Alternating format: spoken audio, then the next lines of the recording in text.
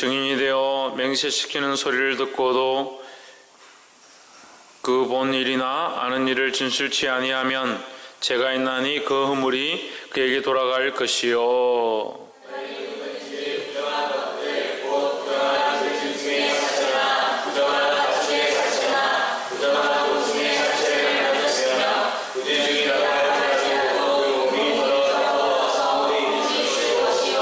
혹시 부지 중에 사람의 부정에 다닥쳤는데 그 사람의 부정이 어떠한 부정이든지 그것을 깨달을 때에는 허물이 있을 것이요.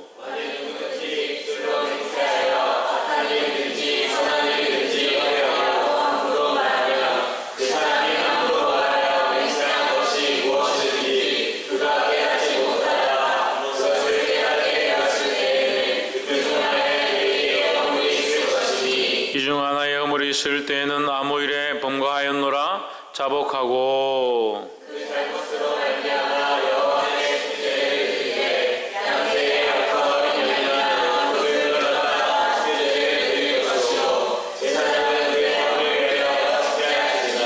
만일 힘이 어린 양에 미치지 못하거든 그 범과를 속하기 위하여 산비둘기 둘이나 집비둘기 새끼들을 여호와께로 가져가되 하나는 속죄 제물을 삼고 하나는 번제물을 삼아 제사장에게로 가져가시오. 제사장은 그 제물을 먼저 드리되 그 머리를 목에서 삼키러 놓고 목은 아래쪽에 찢어내며 그 속죄 제물의 피를 단 곁에 뿌리고 그 남은 피는 단 밑에 흘릴지니 이는 속죄제요.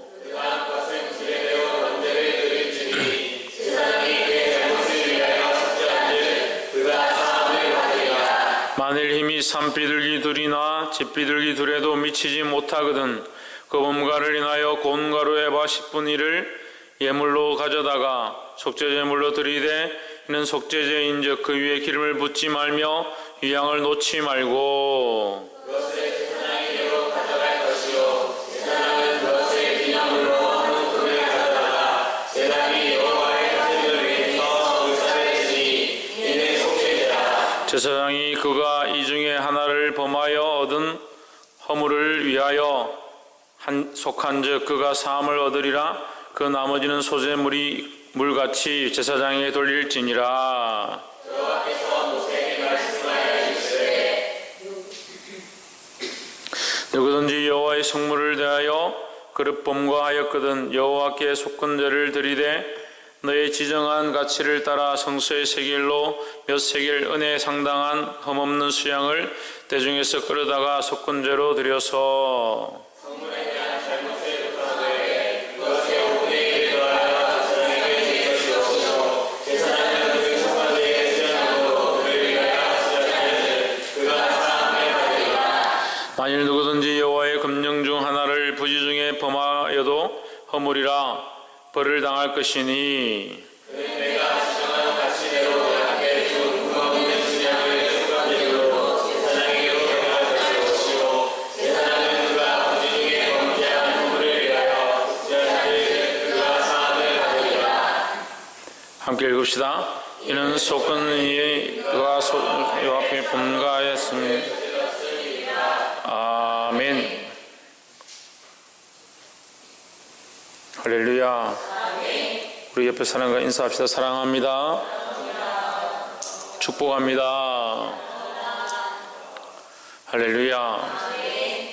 우리가 1장에서 번제에 대해서 함께 나누고 번제는 하나님 앞에 전적 헌신이라 했고 소제는 하나님 앞에 2장에서 소제에 대해서 말했고 소제는 하나님 앞에 뭐다? 봉사와 헌신이다. 3장에서 화목제물, 화목제는 하나님 앞에 감사제로 감사에 대한 것들을 하나님 앞에 돌려드리는 것이고 4장에서 우리가 또 나누었습니다. 4장은 뭐에 대해서 말씀하신다 했습니까? 속죄제에 대해서 말한다고 했습니다. 속죄제는 여호와 앞에 금령, 하나님 말씀하신 금하신 명령, 그 명령을 어겼을 때에 그것에 대한 죄를 사하기 위해서 하나님 앞에 제물을 드리는 것을 말합니다. 5장에서 나와서 5장에서 뭘 하느냐? 속죄제에 대해서 말합니다.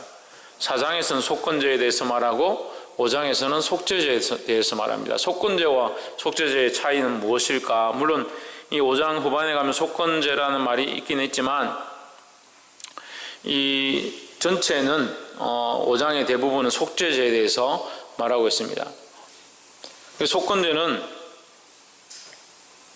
속건제는 하나님의 말씀의 금령, 하나님 말씀하신 금하신 그 명령에 대해서 범했을 때 드리는 것이다. 그럼 5장에서도 죄를 지은 자가 그 죄를 사하는 문제니까 속건제와 속죄제가 별 구별이 어렵다라고 보기 쉬운데, 우리가 쉽게 이것을 구별하는 방법은 뭐냐? 이렇게 보면 쉽습니다. 우리가 하나님 앞에 율법을 받았죠. 모세가 율법을 10계명을 받았습니다. 10계명을 받았는데 10계명을 둘로 쪼갤 수 있다고 했죠. 두 가지로 나눠질 수 있는데 어떻게?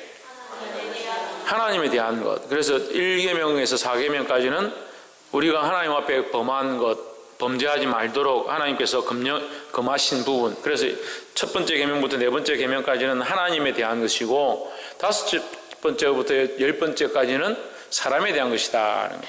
그래서 우리가 이 계명을 하나님께 받을 때 이것이 은혜로 말미암아 주어졌는데, 하나님과의 관계 안에서 지켜야 될 것이 있고, 또한 사람에게, 우리가 하나님을 믿는 자로서 사람에게 대해서 지켜야 될 부분들이 있다라는 거죠. 그래서 우리가 하나님에 대한 부분과 사람에 대한 부분을 똑같이 취급할 수는 없습니다. 이것이 한 율법으로 이렇게 주어졌지만 이것을 하나님 앞에서 똑같이 볼 수는 없는 거죠. 그래서 하나님 앞에 거룩하게 해야 될 부분과 사람 앞에 우리가 온전해야 될 부분들을 구별할 수 있어야 된다는 거예요. 그래서 우리가 이게 쉽게 딱 나눌 때 어떻게 나누냐? 하나님 앞에 범죄한 것을 제물을 들고 와서 회개하고 정결케 하고 속죄하는 것은 속건제다. 다 이 속죄에 속하는 부분이지만, 하나님 앞에 우리의 범죄한 것들을 내어드리는 것은 속건제다. 속건제. 그리고 거꾸로 말했네. 하나님 앞에 범죄한 것을 우리가 회개하는 것은 속죄제다. 속죄제이고, 사람 앞에 범한 것, 사람과의 관계 안에서 범한 것을 이렇게 정결케 하는 것은 속건제다라는 거예요. 그럼 이해가 쉽죠? 하나님 앞에 우리가 범한 것, 그것을 저 죄를 씻기는 것은 하나님과의 관계 거룩성을 우리가 멸시했다든지 안식일을 범했다든지 하나님 이름을 망령되이 불렀다든지 우상을 새겨서 만들었다든지 이렇게 했을 때에 하나님 앞에 나와서 회개하고 죄를 씻기고 그 양을 하나님 앞에 제물로 드리는 것은 무슨 죄? 속죄제고, 제가 거꾸로 말해서 여러분들이 조용하셨구나.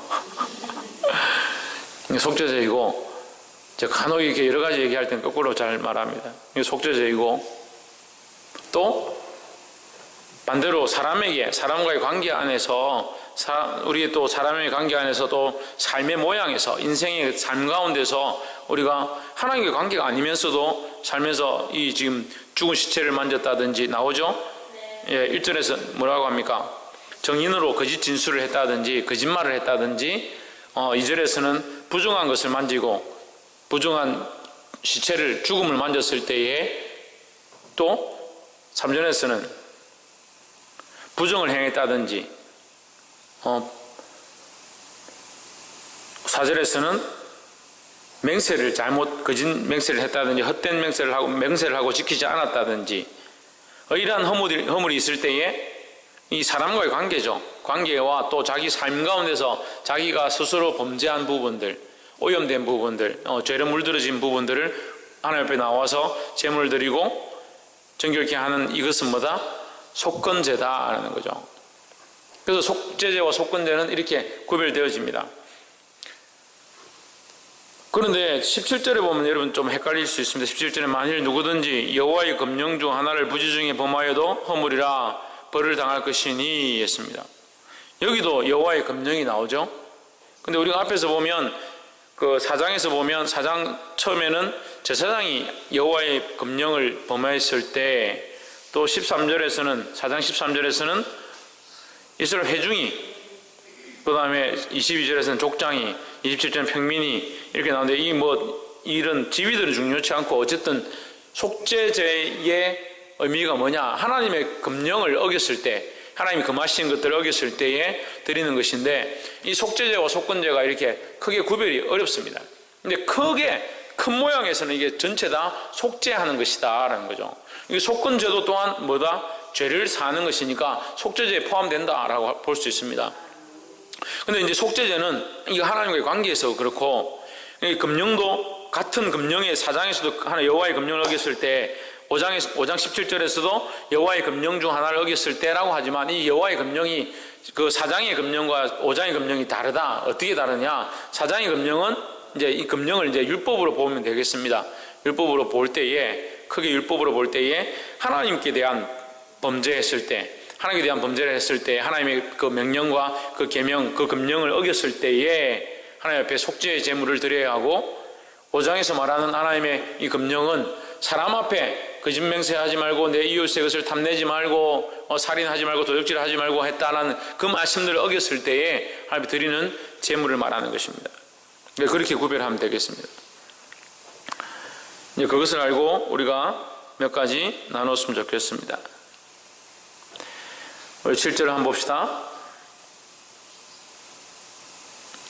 7절 만일 힘이 어린 양에 미치지 못하거든 그 범가를 속하기 위하여 산비둘기 둘이나 집비둘기 새끼 둘을 여호와께로 가져가되 하나는 속죄제물을 삼고 하나는 번제물을 삼아 했습니다. 11절에 다시 보시면 11절에 보면 만일 힘이 산비둘기 둘이나 집비둘기 둘에도 미치지 못하거든 그 범가를 인하여 고운 가루 에바 10분 1을 예물로 가져다가 속죄제물로 드리되 이는 속죄제인즉 그 위에 기름을 붓지 말며 유향을 놓지 말고 했습니다. 하나님 앞에서 우리가 이 말씀을 통해서 알 수 있는 것은 하나님은 많고 적음을 받으시는 분이 아니다라는 거죠. 그래서 이스라엘 백성이나 우리나 이게 닮은 점이 있어요. 죄의 모양으로 닮아 있습니다. 하나님 앞에 비싼 걸 드리고 좋은 걸 드리고, 물론 우리가 귀한 것을 하나님 앞에 드려야 되지만 어떤 것을 드려야 그것이 공로가 되어서 하나님께서 우리의 죄를 사하시고 우리에게 은혜를 베푸신다, 그런 착각을 하는 것, 이것이 잘못되었다는 거죠. 그 시각이 어디에 있느냐? 육체에 있으니까 그런 겁니다. 하나님은 그런 우리 육체에 주목하지 않는다는 거예요. 할렐루야. 우리가 정성을 다하고 온 마음을 다하고 주님 앞에 나아가야 되지만 우리의 생각은 그런 물질이나 어떤 그런 것들에 집중해서 안 된다는 거죠. 하나님은 우리의 무엇을 보신다? 우리의 중심과 우리의 마음을 보신다는 겁니다.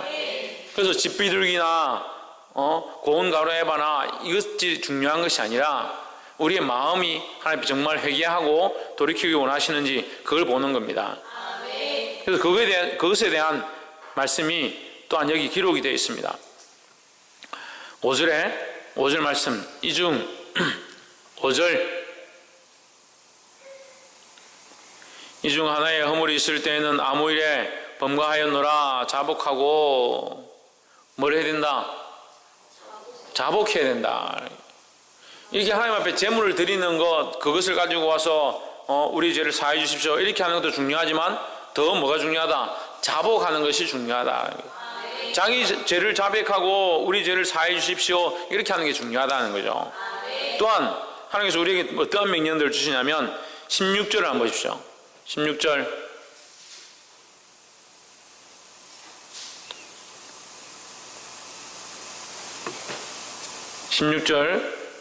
읽어봅시다. 시작.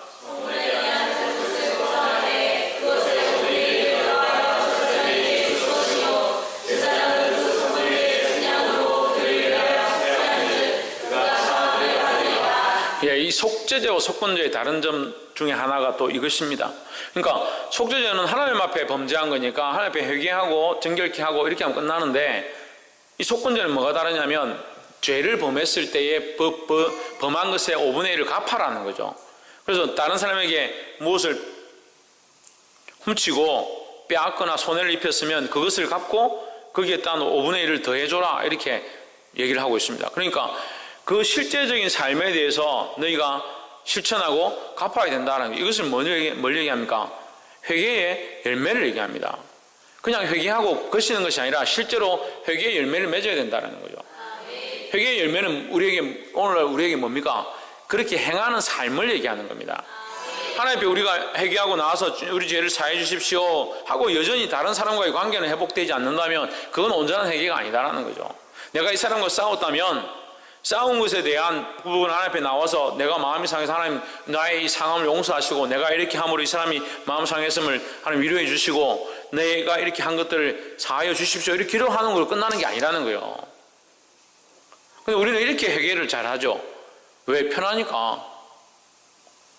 그게 뭘 빠뜨리냐? 하나님을 자판기처럼 여기는 모습의 한 부분이 되어버리는 거예요. 하나님 인격적으로 아는데 하나님께서 그러면 그런 손해를 입히고 그 문제를 일으킨 것에 대해서 그냥 듣고 넘어가시겠냐는 거죠.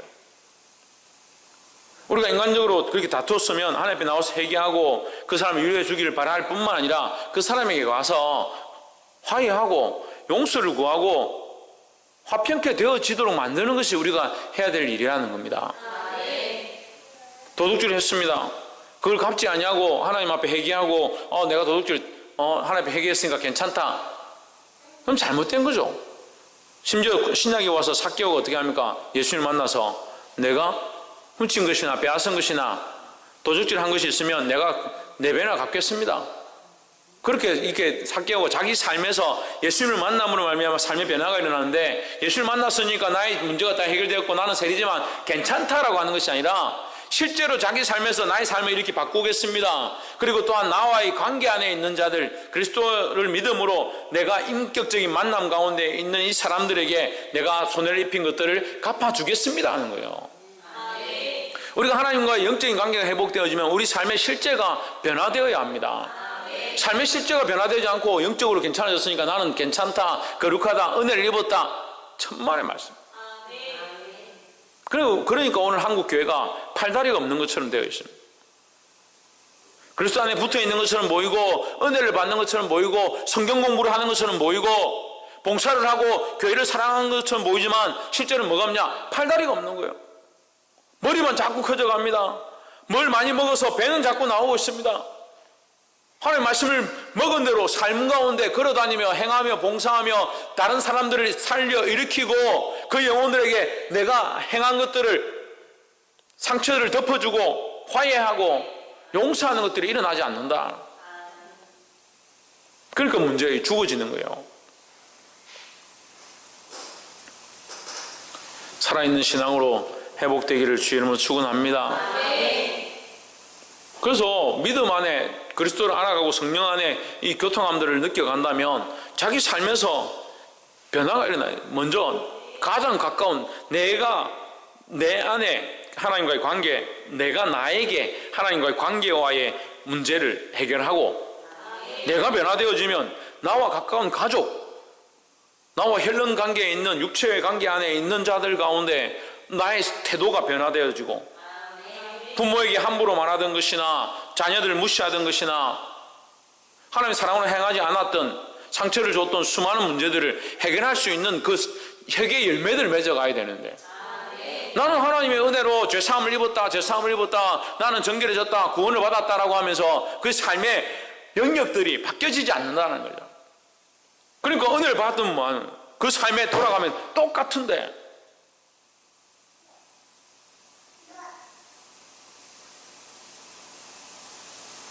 우리 교회도 마찬가지예요.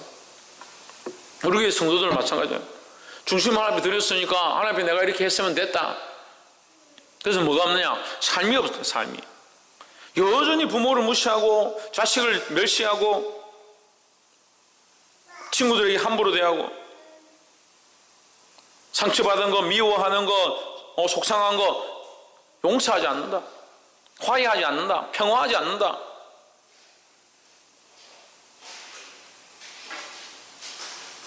내가 너에게 평안을 주노니 세상이 주는 평안과 같지 아니하노라. 근데 우리는 뭘 바랍니까? 세상이 주는 평안하고 똑같은 걸 바라는 거예요. 그러니까 내가 예수 믿으니까 평안하기 원하고 내가 친구들하고 평안하고 다 좋아질 거다. 천만의 말씀이에요. 내가 그리스도를 믿음으로 물론 핍박을 당하고 상처를 받을 수 있습니다. 상처받을 수 있습니다. 나는 힘들 수 있습니다. 내가 고난 가운데 처할 수 있습니다. 그 사람들에게 내가 용서하고 그 사람들과 화해를 취함으로 나는 더 어려워질 수 있습니다. 그렇죠? 네. 그렇지만 이 안에 뭐가 일어납니까? 평화가 일어나고 화평이 일어나는 겁니다. 그게 주님이 원하시는 평화라는 거예요. 할렐루야. 세상과 잘려지고 쪼개지고 상처받는 공격당하는 그 고난들이 우리에게 있지만 내가 그리스도 안에 있으므로 예수 그리스도 안에서 그리스도와 나와의 교통함으로 느껴지는 평안, 또 뭡니까? 그 사람이 나를 공격하고 미워한다 할지라도 나는 그 사람을 여전히 사랑할 수 있는 평안. 어려워요. 그 사람이 나를 공격하고 미워하고 시기하고 질투한다 하더라도 나는 그리스도의 위로를 받고 하나님 나라의 영원한 소망이 있기 때문에 나는 그 사람이 낮아지고 내가 용서해주고 미안하다 오히려 내가 낮춘다고 하더라도 내 마음이 평안할 수 있는 그런 평안. 아멘이 잘 안 되죠. 그런 삶을 잘 안 사니까.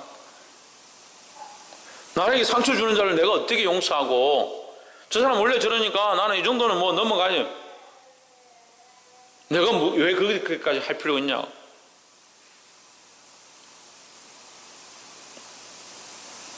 그럼 주님은 왜 그렇게 하셨냐고. 그럼 예수님 십자가에 못 박히셔서 마음이 안 평안하다, 계속 안 평안하다. 나를 핍박하는 그 가룟 유다 때문에 마음이 안 평안하고, 이 사람들 때문에 마음이 안 평안하고, 배신한 제자들 때문에 마음이 안 평안하고. 그 예수님이 부활하셔가지고 제자들을 볼 때 눈에 이게 정오와 억울함과 속상함들이 이글이글 불타가지고 그렇게 하면 어떻게 예수님이 그들의 가운데 제자들 가운데 가서 평안을 받으라, 성령을 받으라 그렇게 말씀하셨겠냐는 거예요. 그런데 왜 그런 삶들을 바꾸지 않습니까?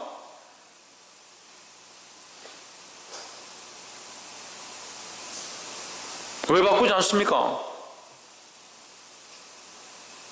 왜 바꾸지 않습니까? 삶의 실제가 바뀌어야 되는데 심지어는 목사님이 자꾸 뭐 야단친다 뭐라 한다 그것 때문에 속상함이 항상 있어가지고 평소에는 괜찮다가 어느 날 그 말씀이 딱 걸리면 또 그렇게 한다. 우리 기도 모임 나온 사람들도 그렇게 돼 있어요. 그런 게 있어요. 제가 여러분에게 용서를 구해야 될 상황은 아니지만 왜 용서하지 못하냐? 그 용서가 안 되면 하나님 앞에 내가 온전치 않음을 알고 하나님 나를 온전케 세워주십시오. 그걸 기도해야 되는 거예요. 그럼 여러분 삶의 변화는 뭡니까? 하나님이 주인 되는 것은 뭡니까? 그럼 그저 여전히 삶에서 나는 하나님께 집중하고 하나님만 바라보고 하나님 앞에 예배하고 그렇게 사는 것이 거룩이고 그럼 왜 이 땅에 있습니까? 다 산에 올라가지. 그럼 왜 교회를 나갑니까? 나가지 말고 여기 그냥 있지. 여기 쌀도 있고 밥도 있고 반찬도 다 있어. 여기 계속 살아요. 삶을 주셨습니다. 삶에서 뭘 드러내라고? 예수 그리스도를 드러내라고. 나는 안 변하는데 무슨 예수 그리스도를 드러내요? 제가 제일 부끄러울 때 뭐냐면 우리 삶이 변하지 않았는데 입술로는 예수 믿으세요. 예수 믿으면 천국 갑니다. 그렇게 할 때가 제일 부끄러워요. 물론 자기의 부끄러움을 알고 부족함을 알고 그래도 주님 도와주십시오 하는 마음으로 간절하게 성령 안에 이끌려서 예수 믿으라고 얘기하는 것들과 용서하지도 못하고 사랑하지도 못하고 그 영혼을 어떻게든 품으려고 하지 못하고 내 삶의 수많은 문제들이 해결되지 못하고 있는 가운데 심지어는 남편과 자식과 아내에게 대해서도 부모에 대해서도 이 삶의 문제들이 해결되지 못하고 용서하지 못하고 그 안에 평안함이 흐르지 못하는데 세상에 가서는 예수 믿으라 마음이 평안하다 교회 다녀라 기쁜 일이 있다 있기는 뭐 있어요. 그러면서 하나님 앞에 와서는 재물은 자꾸 드리죠. 하나님 나를 용서해 주시고 내가 이렇게 예배를 드리오니 그 속건제와 속죄제가 거짓된 속죄제와 속건제를 하고 있다. 재물은 자꾸 하나님 앞에 드리는데 자기 삶에서 자복하고 5분의 1을 갚는 일들이 일어나지 않는다. 이게 문제죠. 이게 문제죠.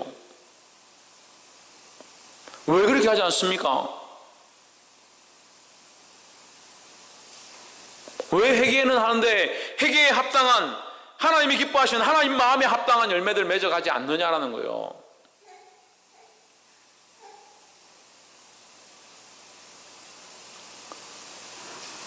깨달아 알게 되기를 주 이름으로 축원합니다. 하나님께서 지금 계속 저한테 그 말씀하셔요. 회개하라, 회개하라, 온전히 회개하라. 제가 하는 말이 아니에요. 지금 온전히 회개해야 됩니다. 여러분 회개한다고 저한테 무슨 유익이 있습니까? 여러분 눈물을 흘리고 내 죄를 용서해 주자 한다고 저한테 무슨 유익이 있냐고요. 그게 제 말이 아니에요. 하나님 앞에 회개에 합당한 열매를 맺지 않으면 아무것도 되지 않습니다. 회개하고, 회개가 필요하고 회개의 제물을 드려야 하고, 회개에 합당한 열매를 맺어서 관계 안에, 하나님과의 관계 안에, 사람과의 관계 안에 회복의 역사가 일어나야 합니다. 그럼 그 사람들이 변화되기를 기다리겠습니까? 그 사람들이 변화되기를 여러분 기다리십니까? 내가 변화되어지고, 내가 낮아지고, 내가 사랑하고, 내가 포용하고, 내가 예수 그리스도를 닮아가야 되는 거죠. 할렐루야.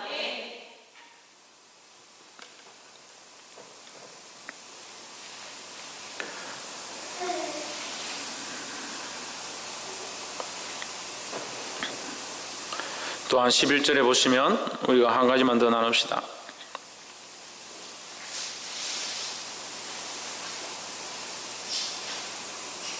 11절에 만일 힘이 산비둘기나 집비둘기 둘에도 미치지 못하거든 그 범과를 인하여 고운 가루 에바 10분의 1을 예물로 가져다가 속죄제물로 드리되 이는 속죄제인즉 위에 기름을 붓지 말며 유향을 놓지 말고 했습니다.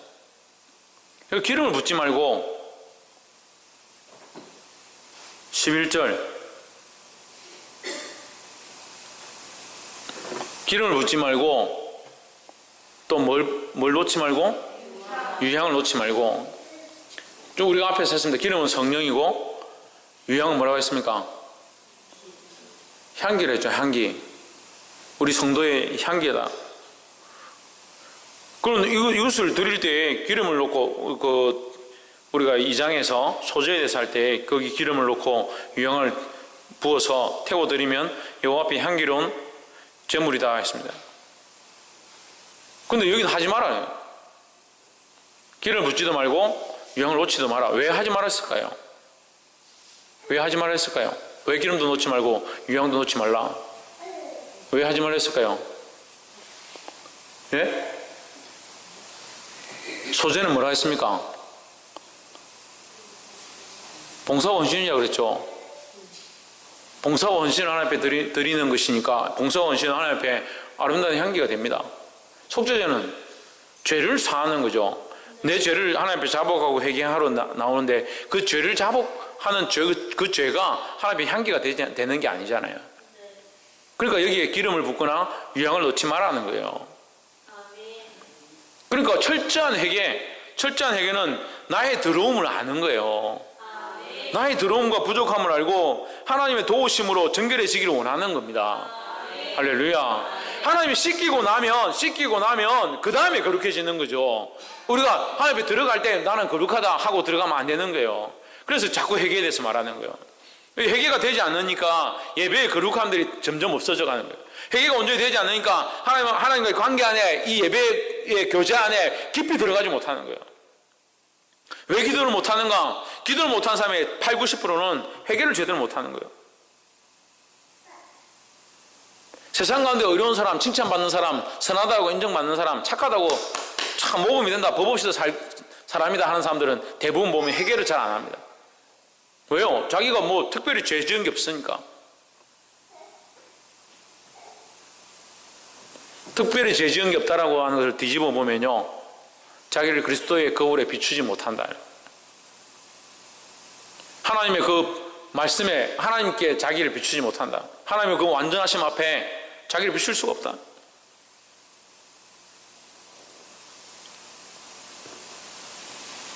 보게 되기를 주 이름으로 축원합니다.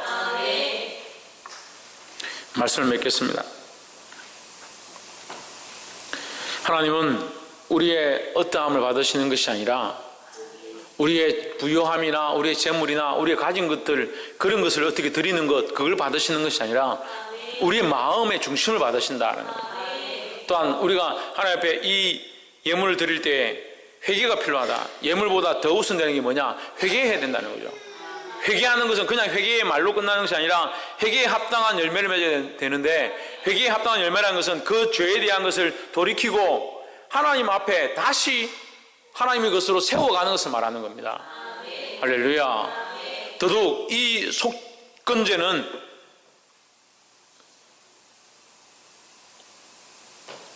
오늘 5장에 이 속건제잖아요. 오늘 희경아 왜 속죄제라 그래? 11절에 아까 말씀하신 거 속죄제라고. 아니, 속죄에 속한 부분들이라고. 이 속건제도 사람과의 관계에서 하는데 결국 뭐야? 죄를 씻기는 것이니까, 죄를 하나님 앞에서 씻기는 거니까 속죄라는 거지. 죄를 씻어줘야, 죄를 씻어야 하나님 앞에 온전해질 수 있으니까, 이 제물은 사람과의 관계 안에서 드리는 것은 속건제라, 제사를 속건제라고 하지만 이 제물 자체는 죄를 씻기는 것이기 때문에 이건 속죄제에 속하는 것이다. 그러니까 속죄 제물이라는 거죠. 그래서 속죄제와 속건제의 구별은, 속죄제는 하나님과의 관계 안에서 하나님 앞에 범죄한 것을 속죄하는 것이고, 이 속건제는 사람과의 관계 안에서 속죄하는 것이다 하는 겁니다. 그럼 다 속한다. 뭘 속한다? 죄를 속하는 것이기 때문에 속죄 제물이다 부르는 거예요. 그래서 5장도 마찬가지로 속죄제에 속하지만 실제로는 이제 속건제죠. 그 죄를 사하는 거니까 속죄제라고 부르는 거지. 그러니까 이 속죄제는 이 사람과의 관계 안에 드리는 것이고, 하나님께서 사람의 중심, 우리가 드리는 제물보다 뭘 보신다? 우리의 중심을 보신다. 또한 이 제물을 드려서 하나님 앞에 회개하기 이전에 더 중요한 것이 뭐다? 자복하고 회개하는 것이다. 자복하고 회개한다는 것은 말로만 자복하고 회개하는 것으로 끝나는 것이 아니라 회개에 합당한 열매를 맺어야 된다는 거죠.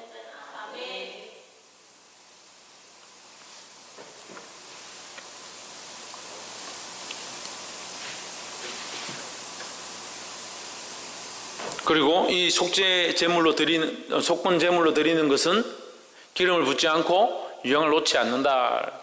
왜? 우리 죄를 사하는 것이기 때문에 이 죄를 회개하고 나아가는 것이 향기로운 것이 아니다라는 거죠. 우리의 봉사나 헌신이나 우리의 전부를 하나님 앞에 서원하며 드리는 이것이 온전한 하나님의 향기가 되는 거죠. 그래서 우리가 이 속죄와 속건제에 그 다음에 하나님 앞에 향기로 드려지려면 속죄와 속건을 하고 나서 다시 번제를 드릴 때에 이것이 온전해지고 하나님의 향기가 될 수 있는 거죠. 할렐루야. 그래서 우리가 먼저 이 인간적인 관계, 사람과의 관계 안에, 또한 하나님과의 관계 안에 범죄한 것들을 정결하게 하고 나서 하나님 앞에, 하나님 원하시는 제물을 다시 드려서 주를 위해 살겠습니다, 주님 앞에 서원합니다, 이렇게 할 때에 그 제물을 번제나 소제를 드릴 때에 또한 하나님 우리를 구원하셔서 우리를 살려주셔서 감사합니다, 이 감사제로 화목제를 드릴 때에 그것이 하나님 앞에 향기로운 제사가 된다라는 거죠. 할렐루야. 그래서 우리도 또한 오늘날 이 예배 가운데도 우리가 먼저 하나님 앞에 나와서 우리 죄를 자복하고 회개하고, 그리고 또한 회개에 합당한 열매를 맺고자 하고 난 뒤에 온전한 영광과 찬양을 하나님 앞에 돌려드리면 하나님 기뻐 받으신다는 거예요. 그래서 그것이 그렇게 할 때에 이 예배가 온전해질 수 있다는 겁니다. 이 말씀을 기억하고 삶에서 승리하는 저와 여러분 되기를 주의 이름으로 축원합니다. 기도하겠습니다. 이 시간 하나님 앞에 이 말씀들을